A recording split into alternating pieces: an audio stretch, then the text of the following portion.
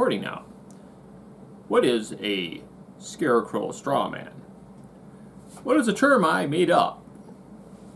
So one might wonder, what is the difference between a term that is made up and a term that is coined? A term that is coined is a term that has gone into circulation and is being used by people other than the person who made it up. So if my term, the Scarecrow Straw Man, other people start using it besides myself, then I can say I coined that term. But right now I can only say I made it up. But just saying that I made it up does not in any way refute the validity of the term. I think it's a good term. I like it. What does it mean? Well, first we know what a straw man is. That's when someone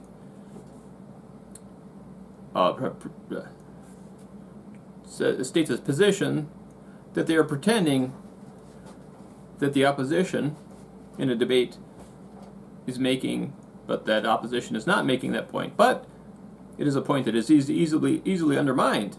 So it makes the opposition look bad by trying to portray them, the other party, as making that point. Hence, it's a straw man. It's made out of straw. It's easily undermined, easily refuted. And so, if you refute it and say, "Hey, we refuted or falsified the opposition's position," so as a result, that opposition will look bad. Look like their side is losing the debate. But of course they're not, because the other side never made that position. So yeah, that's what the straw man is. But the scarecrow type of straw man is a position that is that regular straw man argument, but it is also has a feature of creating a straw man position that is frightening to the audience that is listening to the debate. And so it's like a double whammy. It both makes it look like the other side is losing the debate, and it makes it look like the other side has a position that the audience, the general public, it makes it seem like it looks like a position that the general public would be afraid of. So that's. And so it does a double duty of both creating the illusion that the side, the opposition in the debate is both losing the debate, and also creates the illusion that the other side is holding a position falsely, but it creates the illusion that the other side is holding a position that the general public has an aversion to, that is downright frightening to them. So then they're really going to want to stay away from it, because they're going to avoid subscribing to that opposing party in the debate, both because it has been undermined and because that other side creates the appearance, albeit a false appearance, but still creates an appearance the other side is holding on to as a position that is objectionable, downright frightening to the general public. So that general public stays away from that where everything that the other side says altogether. And what I'm seeing is I came up with that term, and then when I saw some debates online on Twitter where it was made to appear. The appearance was created that Ocasio-Cortez and Bernie Sanders were. They try to argue that they're advocating for a political system that is in line with the Cold War era Soviet-style Communist Party totalitarian system, which is, of course, false. So that's the straw man of it. They're creating the position. I mean, yeah, I don't think that was a good. The Russians, the Soviets, that was a bad system. It's totalitarianism. I'm a libertarian communist. I'm first and foremost a libertarian, I'm only a communist insofar as I think communal systems are the best way to bring about freedom, maximal freedom for the public. And the old Soviet communist system was very anti-libertarian. So I'm definitely opposed to their systems, and it is clear that Ocasio-Cortez and Bernie Sanders are not advocating for anything remotely resembling that totalitarian old world, Cold War era style communist party system. So, I mean, so I think that, yeah, if you want to say if anybody is subscribing to that position, to the Communist Party Cold War era system, then sure, it'd be easy to undermine it because it was a totalitarian system. It was against the freedom of the individual.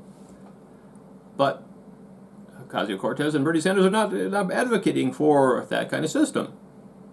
So therefore it is a straw man. But in this case, it's also adding the added factor of being a scarecrow straw man, because it is presenting a position, pretending as though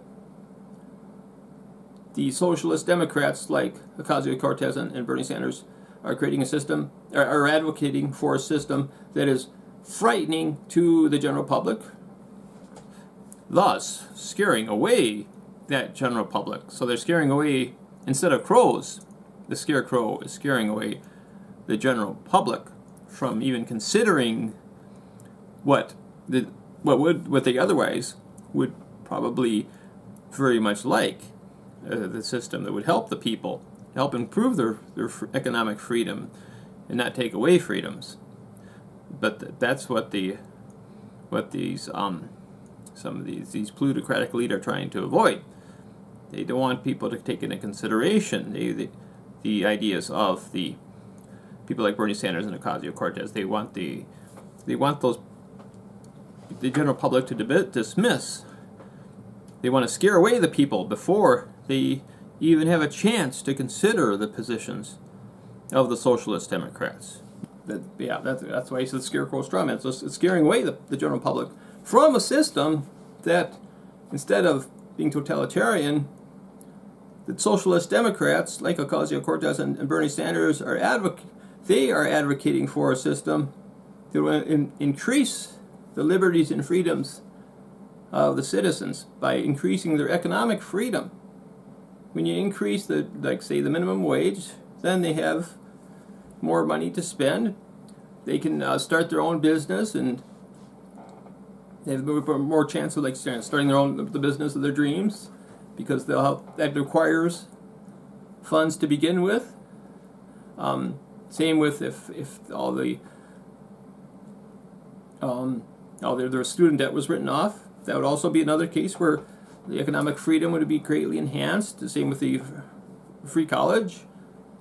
I mean, it'd be free insofar as public schools are free. Of course, they have to be paid for somehow, but Bernie Sanders has given a list of ways that, say, Medicare for all would be paid for.